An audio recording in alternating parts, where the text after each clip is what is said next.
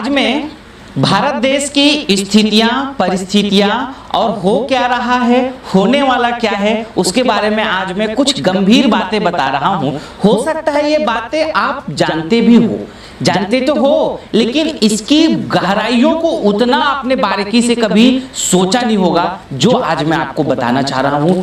थोड़ा मैं आपसे एक रिक्वेस्ट करूंगा, आप ये वीडियो ना जल्दबाजी में मत देखो। अगर आप बिजी हो तो ये वीडियो मत प्ले करो, थोड़ी गंभीरता से, थोड़े अकेले में बैठ जाओ, थोड़ा शांति से आज गंभीरता से समझने की कोशिश करना, क्योंकि ये बात जो मैं कह रहा हूं ना, ये भारत की ही बात नहीं है। भारत में आप रहते हो इसलिए आपकी भी बात है। आपके दोस्त, आपके मित्र, आपके रिश्तेदार, आपके सगे संबंधी, आपके अपने परिवारजन और आपके अपने ही लोगों का, आपके अपने गांव और आपके देश, आपके परिवार, आपके समाज से जुड़ी हुई बातें हैं जो मैं कहना जा रहा हूं। क्योंकि बात ऐसी है ना देश की, जो बात देश की आ जाती है तो बात आपके ऊपर भी आ जाती है। मैं बात कर रहा हूं आज भारत देश की परिस्थिति के ऊपर। आज भारत देश लगभग 150 अरब की जनसंख्या पे पहुंचने वाली है या पहुंच चुकी होगी, ये तो नई जनगणना के बाद पता चलेगी। लेकिन आज मैं कुछ ऐसे कंपेयर आपको कराऊंगा जिससे आपको ये समझ में आएगा कि भारत देश क्या वाकई कंगाल हो चुका है या कंगाल होने वाला है, या आर्थिक स्थिति चकनाचूर हो चुकी है या होने वाला है, या वर्तमान की परिस्थितियों में हम दूसरा देशों की जगह पे कहां पे खड़े हैं। मैं शुरुआत करता हूं अमेरिका से। देखिए, अमेरिका की जनसंख्या केवल 32 करोड़ है। आप यहां पे देखते जाइए, मैं पूरा दिखाता जा रहा हूं। जनसंख्या कितना है? 32 करोड़। और वहां का क्षेत्रफल आप देख लीजिए कितना बड़ा है। अमेरिका भारत की तुलना में क्षेत्रफल से कितना ज्यादा है। यहाँ एक क्षेत्रफल आप देखिए भारत का कितना है और अमेरिका का क्षेत्रफल आप देखिए कंपेयर कितना ज्यादा है। और जनसंख्या हमारी कितनी ज्यादा है, मतलब आप केवल ऐसा समझ लो कि उत्तर प्रदेश और मध्य प्रदेश को आप मिला लीजिए तो उसी में अमेरिका बस जाएगा। और आप ये देख लो कि भारत कहाँ पे है, ये भारत की आप स्थिति देख लीजिए। अब यहीं पे मैं भारत की इकोनॉमी को बताता हूं, मतलब भारत देश की अर्थव्यवस्था व्यवस्था का मतलब अर्थ, मतलब धन। भारत देश के पास आज 3 ट्रिलियन की इकोनॉमी नहीं है। आप ये देख लीजिए पूरी भारत देश की टोटल इकोनॉमी कितनी है? 3 ट्रिलियन की नहीं है। और यहीं पे अमेरिका की आप इकोनॉमी को देख लो, 32 करोड़ लोग हैं केवल, और उनका क्षेत्रफल कितना ज्यादा है और उसके साथ में उनकी इकोनॉमी हमसे कितना ज्यादा है। 20 ट्रिलियन की इकोनॉमी है। आप देख लीजिए 20 ट्रिलियन की इकोनॉमी, कितना बड़ा हो गया। अब यहीं पे दूसरा नंबर पे मैं लेता हूं चाइना को। चाइना की जनसंख्या और भारत देश की जनसंख्या ना लगभग बराबर है, लेकिन चाइना की जो क्षेत्रफल है वो बहुत ज्यादा है। चाइना का इकोनॉमी कितना है? 14 ट्रिलियन की इकोनॉमी है। जनसंख्या बराबर है, क्षेत्रफल हमसे बहुत ज्यादा है। तो अब आप भारत देश की स्थिति को देखो, चाइना की स्थिति को देखो, अमेरिका की स्थिति को देखो। एक यहीं पे आप और कोई स्थिति दिखाना चाहता हूं जापान की। जापान की स्थिति आप देखो, जापान मतलब केवल 12 करोड़, ऐसा आप समझ लो कि मध्य प्रदेश या राजस्थान के बराबर। पूरी भारत देश की इकोनॉमी जापान की इकोनॉमी के बराबर नहीं है। और आप क्षेत्रफल भी देख लीजिए कहां पे है। तो अब इस तरीके से अगर आप भारत को कंपेयर करके देखें, मैं 3 ही बड़े जो स्टेट हैं या बड़े राज्य हैं उसकी बात नहीं कर रहा हूं, मैं बात कर रहा हूं इन 3 देश की। आप इन 3 देश को देखो और इन 3 देश से अब भारत का आप कंपेयर करो कि भारत देश की जनसंख्या कितना ज्यादा है। अब आप मैं बात करता हूं एक व्यक्ति की आय की। भारत देश में पर व्यक्ति जो 80% लोग हैं ना हमारे इस देश में, उनकी आय महज 1 साल में 1 लाख का भी नहीं है। ठीक तरीके से वो 1 लाख भी नहीं कमा पाते हैं हमारे देश के 70%, 80% से आबादी के लोग। और यहीं पे आप अमेरिका को देख लो, 32 करोड़ के लोग हैं, 20 ट्रिलियन की इकोनॉमी है। तो आप ये सोच लीजिए ना कि पर व्यक्ति की आय वहां पे 3 करोड़ के आसपास में है। तो अब आप ये सोचो कि भारत के लोग और अमेरिका के लोगों में कितना ज्यादा अंतर हो गया। अब तो क्यों नहीं ऐसी स्थिति में लगा कि अब हम कहां पे हैं। अब आप ये सोचो कि हम 150 अरब के लोग, इतनी बड़ी जनसंख्या के लोग, इतने कम अर्थशास्त्र में या कम अर्थव्यवस्था में कैसे काम करें, किस तरीके से हम काम करें। आज आज़ादी के 73 साल बाद भी जब स्थिति को दिखाई आप दो तो आज भी कई ऐसे स्टेट हैं, चाहे उड़ीसा हो, बंगाल हो, बिहार हो, झारखंड हो, ऐसे कई राज्य हैं, उत्तर प्रदेश हैं, उत्तराखंड हैं और भी कई ऐसे ऐसे अभी छत्तीसगढ़ के कई ऐसे एरियाज़ हैं जहाँ पे अगर आप जाके देखें तो लोगों के पास आज तक पक्का मकान नहीं है। आज़ादी के इतने वर्ष हम लोग क्या कर रहे हैं, यहाँ पे हम कहाँ खड़े हैं आज।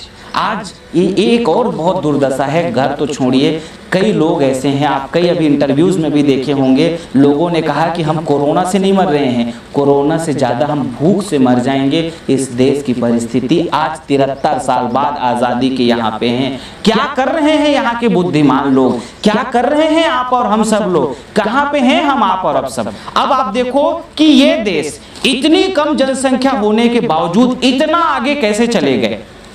अब बात ये आती है ना कि हम इतनी बड़ी जनसंख्या होने के बाद इतना पीछे क्यों रह गए, क्या कारण है इतना पीछे होने का, और ये जो देश हैं ये इतना आगे कैसे चले गए। चाहे वो यूके की हो, चाहे वो अमेरिका की हो, चाहे वो जापान की बात हो या बात हो चाइना की, ये जो देश इतना आगे क्यों गए, कारण क्या है। अब ये बात आप समझ लो, देश की जो इकोनॉमी होती है ना, देश की जो अर्थव्यवस्था होती है या जो देश के लोग हैं, इनकी अमीरी तब बढ़ती है जब इस देश में पैसा ज़्यादा बाहर से आए और इस देश का पैसा बाहर ना जाए, तब जाकर के देश की इकोनॉमी अर्थव्यवस्था बढ़ती है। सामान्य भाषा में आप इस तरह से समझ लो, इसको बहुत कैलकुलेशंस की भाषा में मत देखो, सामान्य भाषा में जब इस देश का पैसा बाहर ना जाए और बाहर से इस देश में पैसा आए तब इस देश का पैसा बढ़ेगा।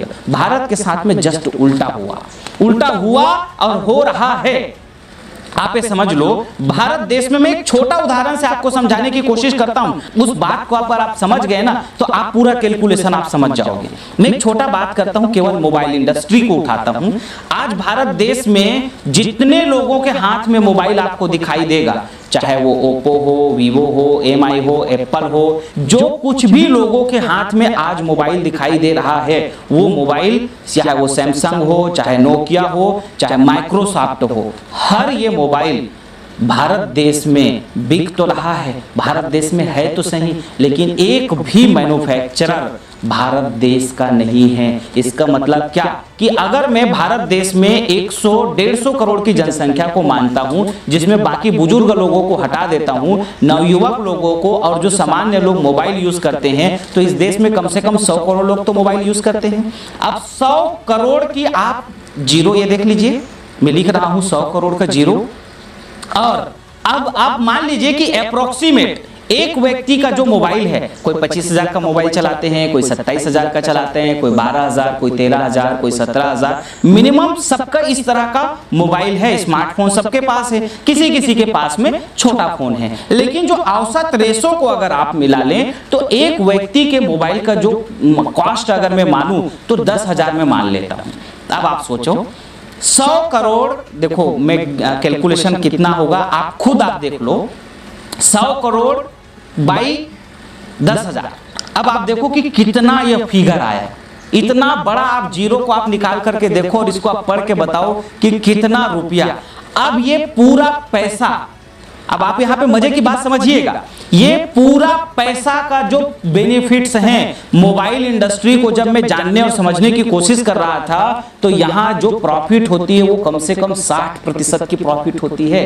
60% की प्रॉफिट किसे कहते हैं, बहुत ज्यादा होती है 60%, मतलब लागत जो कॉस्ट है वो 40% है फिलहाल।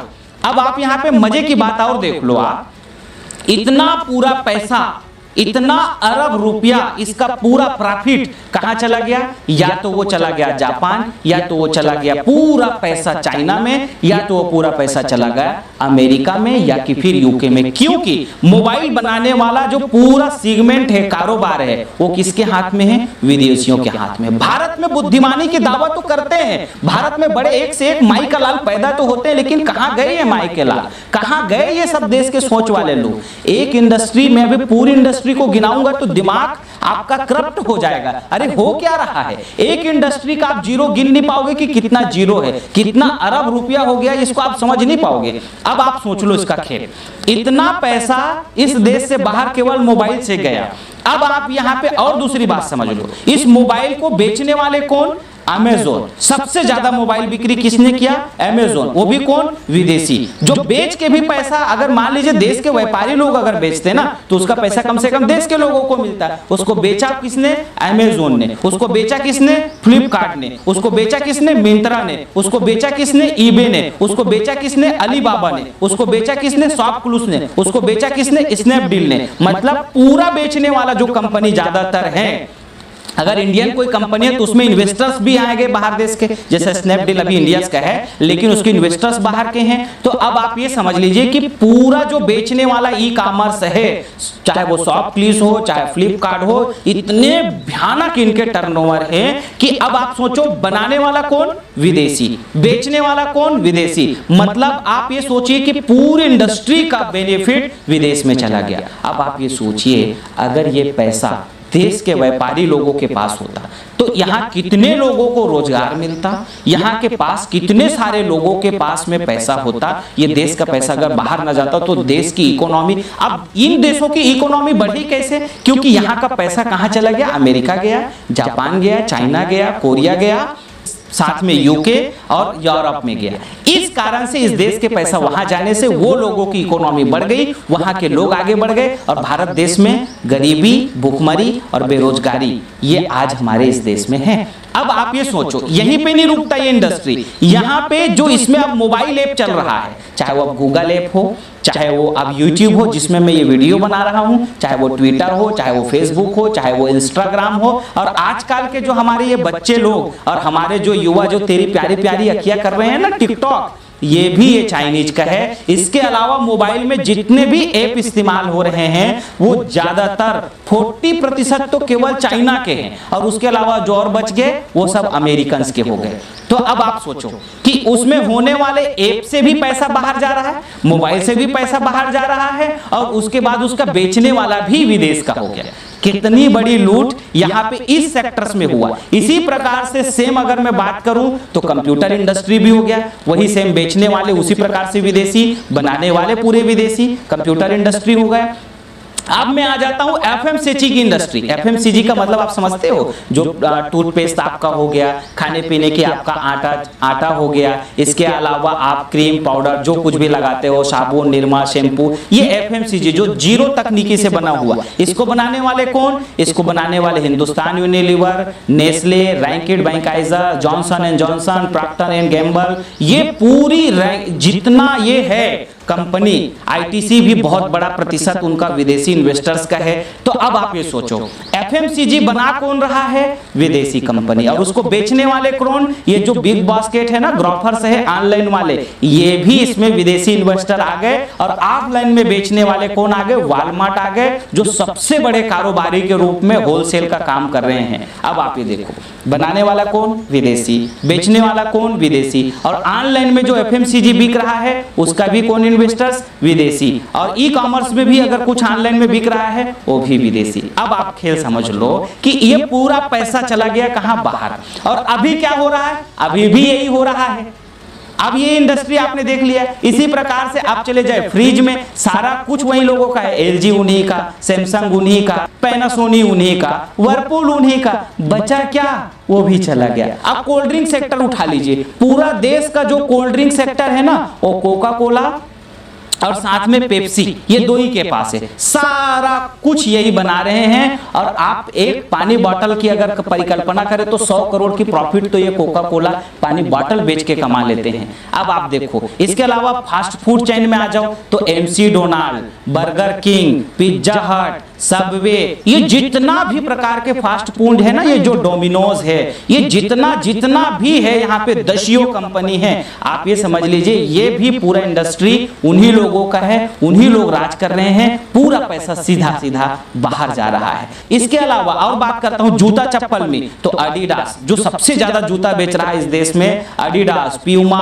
बाटा, ये जितना आप देख लो, नाइकी, ये सबसे बड़े ब्रांड से हैं। जूता भी को इस देश में बिका तो विदेश का, मोबाइल भी विदेश का, कपड़ा इंडस्ट्री में चले जाओ, पूरा चाइना का कपड़ा यही आके भर गया, पूरा चाइना का लोकल ब्रांड जूता यही आके भर गया। और बेच कौन रहा है? सब ऑनलाइन में ई कॉमर्स वाले, ऑफलाइन में वॉलमार्ट वाले, और ऑफलाइन में जो बिग बाजार सबसे बड़ा स्टोर इस देश का है वो भी अब अमेज़न ने उसको खरीद लिया। अब आप ये समझ लीजिए, इसके साथ सोशल मीडिया को आप देख लो तो पूरा सोशल मीडिया भी उन्हीं के कब्जे में है। और हमारे इस देश में आप क्या बात करते हैं, क्या सोचते हैं, क्या आप देखते हैं, क्या जानते हैं, एवरी डेटा उनके पास रहता है। और उस डेटा के कमाल के कारण आपका पूरा जो है प्रॉफिट वो उठा रहे हैं। तो आप मुझे ये बताइए, क्या भारत देश इस स्थिति में, कब भारत देश की इकोनॉमी आगे बढ़ेगी? सामान्य बात में मैं पहले ही कहा था कि इस देश में अगर पैसा आएगा तब इकोनॉमी बढ़ेगा, और इस देश से पैसा बाहर नहीं जाएगा तब इकोनॉमी बढ़ेगा। तो आप तो आटा भी विदेश की कंपनी का खा रहे हो, हिंदुस्तान यूनिलीवर का, साबुन भी आप लक्स लाइफबॉय लगाते हो तो वो भी विदेश का। तो अब आप ये सोच लीजिए ना कि जब हर सेक्टर में आपका पैसा लूट रहा है तो बचा कहां पे? अब इतना सब कुछ हो रहा है और आप और हम सब लोग कहां फंसे हैं? कोई टिकटॉक में फंसे हैं, कोई क्रिकेटर में फंसे हैं। और मैं ये मुद्दा उठा रहा हूं ना स्वदेशी का या देश बचाने का, तो कुछ लोग मेरी निंदा में लगे होंगे, और कुछ लोग कोई फिल्म देखने में लगे हैं, कोई कॉमेडी में ही हू करने में लगे हुए हैं, और ये पूरा देश लूट गया। अब आप मुझे जवाब दो कि किस तरीके से आप बचाओगे। और हमारी मेंटेलिटी क्या है? ये विदेशी कंपनी यहाँ आए, अपनी कंपनी खड़ा करे, और बेवकूफ के जैसा जी हुजूरी करते हुए तुम उसके दरबार में नौकरी मांगो। इससे ज्यादा नीची सोच और भद्दी सोच क्या हो सकती है?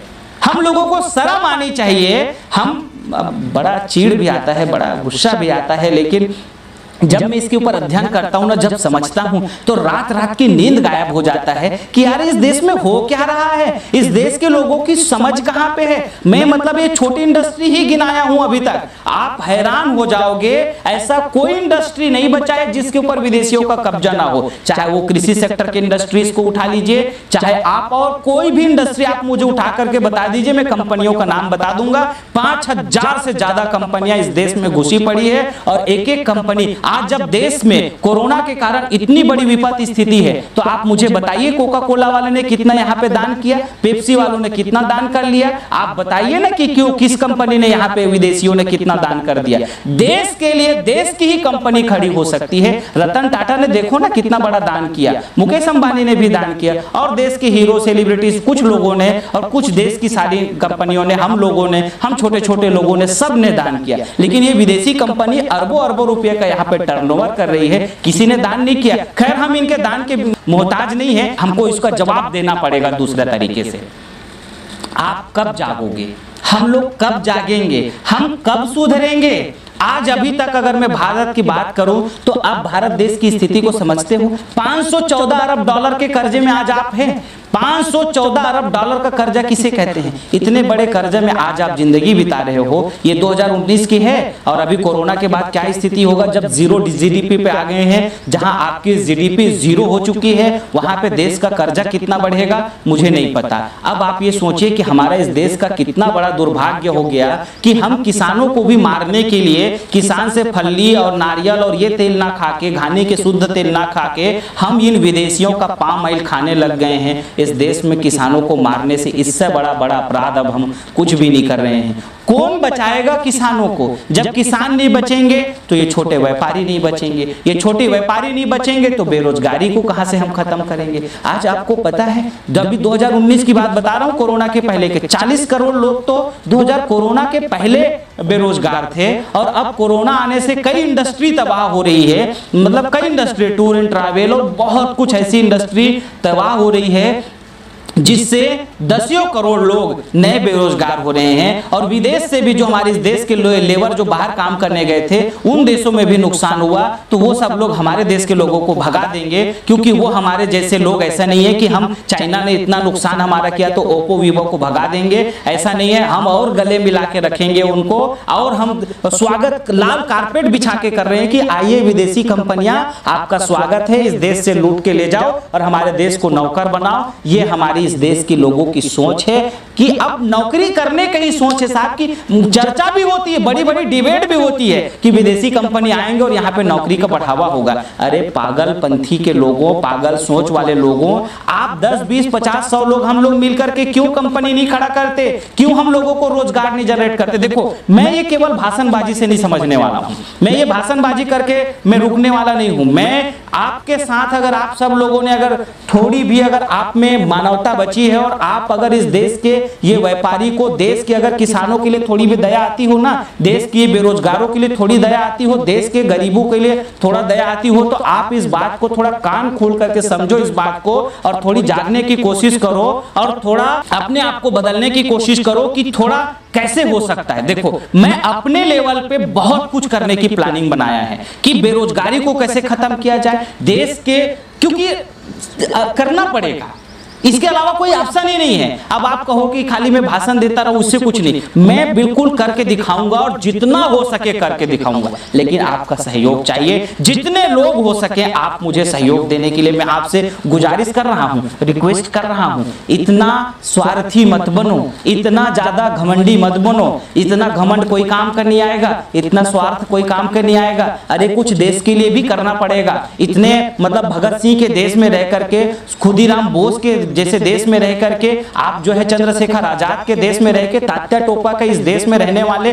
लक्ष्मी बाई के देश में रहने वाले आप और हम सब लोगों को थोड़ी तो चिंता होनी चाहिए इस देश की। कब करोगे चिंता इस देश की? थोड़ी करनी पड़ेगी चिंता। मैं बहुत सारे अलग अलग प्रकल्प बना करके करोड़ों लोगों को रोजगार देने की पूरी एक प्लानिंग, पूरी एक व्यवस्था किया है। आप हमारे और अधिक जानकारी के लिए दूसरी वीडियोस को देखते रहे। फिलहाल शॉर्टकट में आपको बता देता हूं, हमारा लक्ष्य है पूरे भारत देश के हर जो गांव है, 6,28,000 गांव हैं, उन गांव में विदेशी सामानों को बिक्री करने के लिए हमने श्री चवन स्वदेशी केंद्र खोलने का संकल्प लिया है। तो आपसे मैं इतना गुजारिश करता हूं कि आप हमारी इस मैसेज को गांव के लोगों तक जरूर पहुंचवा दीजिए। आप एक व्यक्ति कम से कम 10 लोगों को पहुंचाइए। हम अभी 120 से ज्यादा स्वदेशी उत्पाद बना चुके हैं और भी लगातार रेंज हम 1000 से ज्यादा, हम लाइफ बॉय जो ये विदेशी कंपनी है ना, उससे सस्ती साबुन बनाने की हमने कोशिश किया है। लक्स से भी सस्ती साबुन इस देश को बनाने के लिए हमने कोशिश किया है और ये करके पूरा हम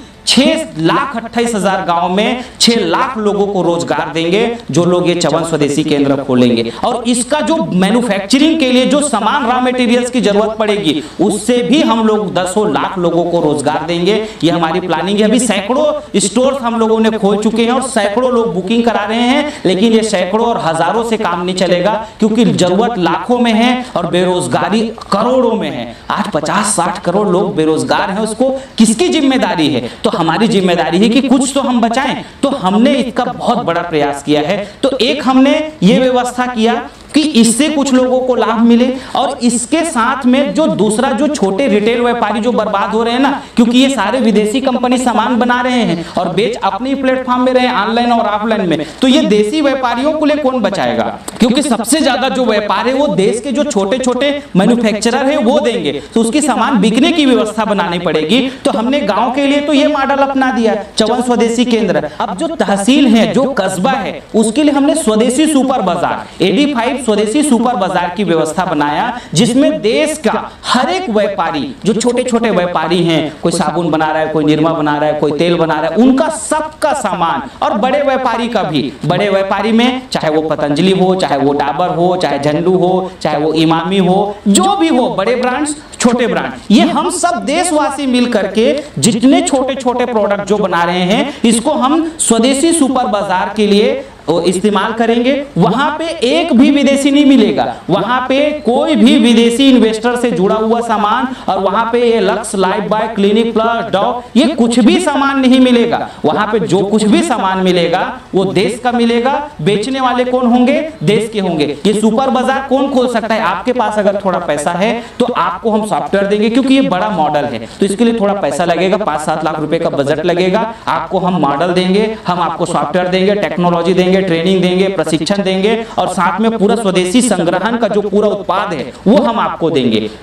और आपकी दुकान गारंटी से इसलिए चलेगा ना क्योंकि बात यहाँ पे सैकड़ों व्यापारियों की है। सैकड़ों व्यापारी हमारे साथ आके खड़े हो गए हैं, साहब आप इस कदम को उठाए हैं, आप हमारे उत्पाद को आप अपने बाजार पे रखिए, मैं पम्पलेट बना करके आपके जो है सुपर बाजार का प्रमोशन करूंगा। मतलब आप अगर सुपर बाजार की फ्रेंचाइजी अगर खोलोगे ना तो आप अकेले नहीं हो, आपके साथ में मेरे देश के छोटे छोटे हर एक मैन्युफैक्चरर और हर जो है देश के स्वदेशी व्यापारी सब तुम्हारे साथ खड़े होंगे। अकेले की लड़ाई नहीं है। तो एक जात हम होकर के जितने ये मैन्युफैक्चरर, इनको इसलिए फायदा होगा क्योंकि इनका सामान अब बिकेगा ना। ये विदेशी व्यापारी बना रहे हैं अपने प्लेटफॉर्म पे और बेच रहे हैं अपने विदेशी प्लेटफॉर्म पे। हम स्वदेशी प्लेटफॉर्म, बनाने वाले कौन? स्वदेशी, बेचने वाले कौन? स्वदेशी। तो इससे कितने लोगों को रोजगार मिलेगा? जब देश के छोटे छोटे इंडस्ट्रीज जितनी हैं ये चलेंगे, इससे रोजगार मिलेगा। तो अब आप ये सोच लीजिए, इस पूरे प्रक्रम से मैंने सोचा है कि करीब करीब हम 10 करोड़ से ज्यादा लोगों को रोजगार से जोड़ पाएंगे, जो सामान्य चीजें हैं इसके ऊपर। अब इसके साथ में मैंने एक दूसरा प्रकल्प भी अपनाया है, हमारा जो टैलेंट क्रिएटर एकेडमी है ना, उसमें हम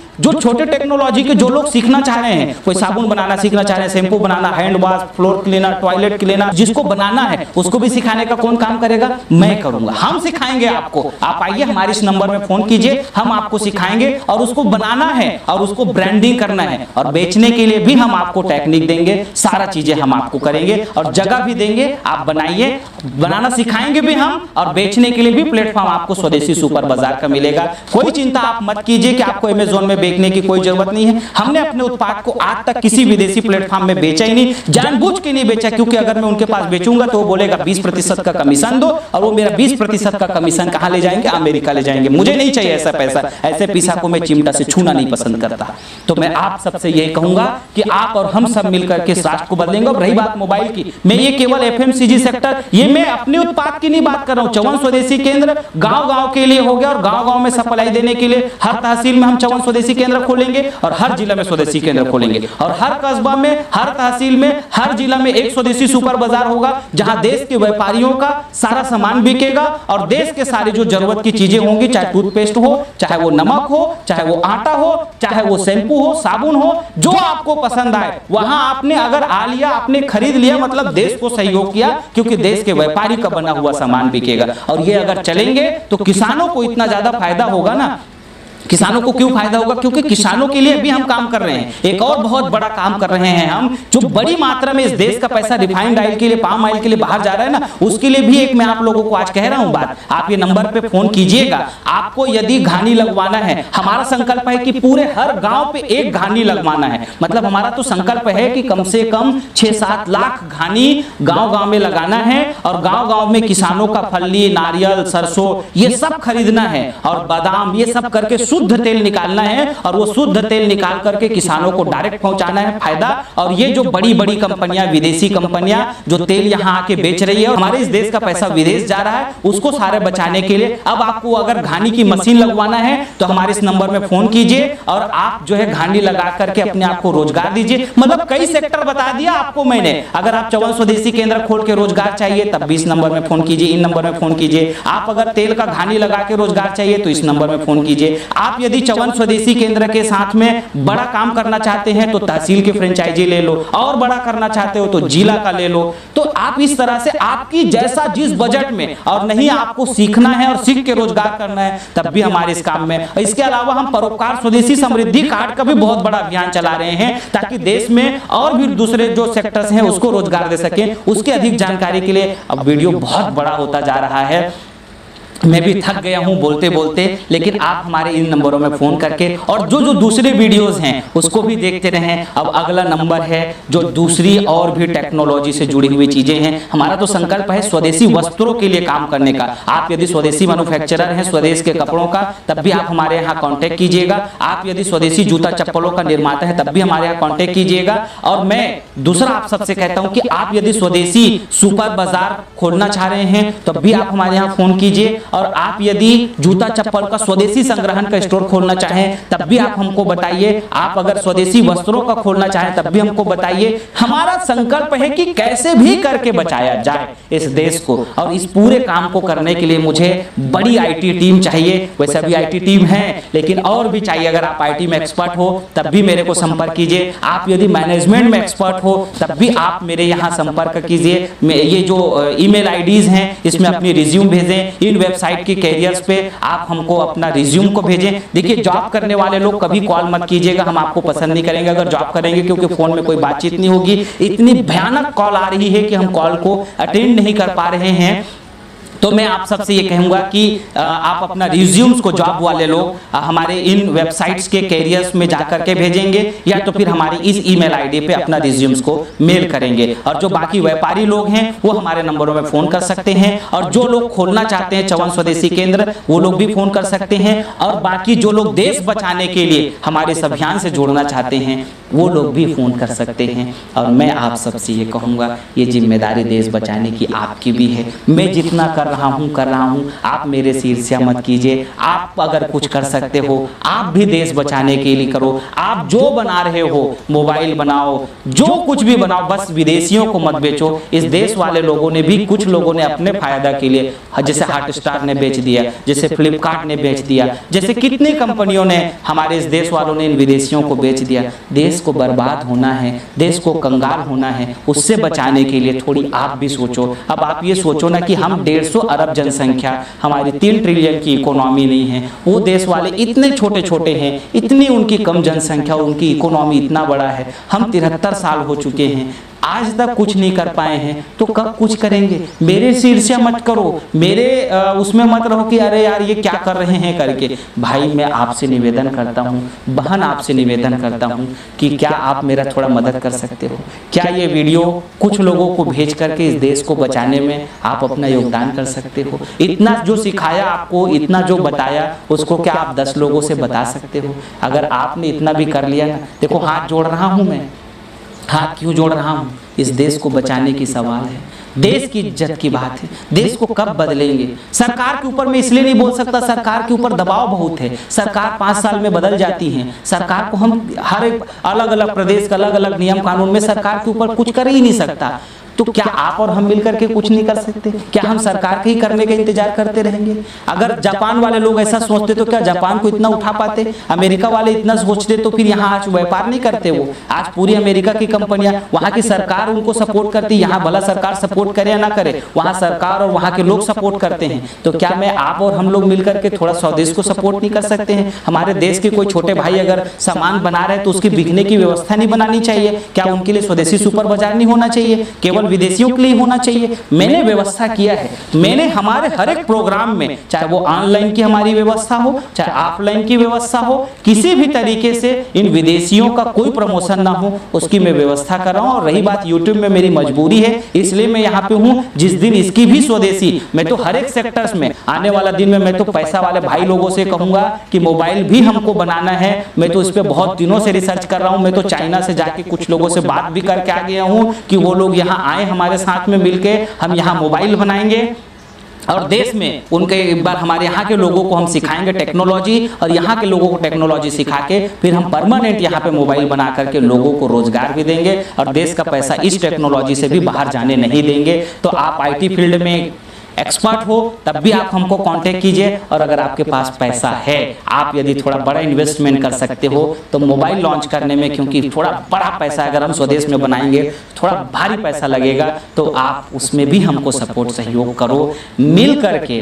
या आप अगर बनाओ और वादा करो कि हमको नहीं बेचेंगे, तो हम इंडियन मोबाइल स्टोर्स की पूरी फ्रेंचाइजी लाएंगे। जितने हमारे इस देश के स्वदेशी लोग मोबाइल बनाएंगे उसको वहां पे बेचेंगे, जो भी उसकी जो पार्ट्स हैं उसको बनाएंगे, उसको बेचा जाएगा, उसको ऑनलाइन में तब्दील कर दिया जाएगा। इंडियन मोबाइल स्टोर्स करके तब्दील कर लेंगे, उसमें जो भी सामान होगा वो देश का ही बिकेगा। कुल मिलाकर के देश का होना चाहिए, कुल मिला के इस देश को बदलना है, कुल मिला के देश को फायदा होना चाहिए। बहुत सारी बातें बताया हूँ, हो सकता है एक बार में समझ में ना आए, इसीलिए मैंने कहा था कि थोड़ी शांति से देखना। एक बार समझ में नहीं आया हो तो दोबारा एक बार और घूम के देख लेना। और समझ में क्यों नहीं आएगा यार? इस देश में रहते हो, इस देश की गरीबी को देखते हो, इस देश के बेरोजगारी को देखते हो, तो समझते क्यों नहीं हो? थोड़ा समझो, थोड़ा मेरे को सहयोग करना, थोड़ा सहयोग करना।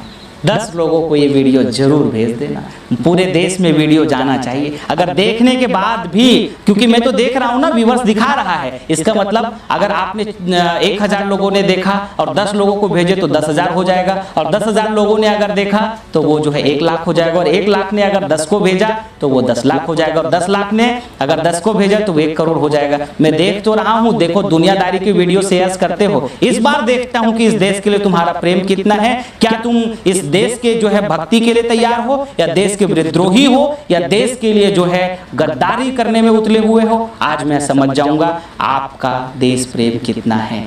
मैं आप सबसे इतना ही मांगता हूं, मुझे आपसे कोई पैसा नहीं चाहिए। क्या इतना आप मेरा काम करोगे देश बनाने में? क्या किसी गरीब मजदूर, किसी रोजगार, किसी व्यक्ति के जीवन बदलने में छोटा सहयोग करोगे?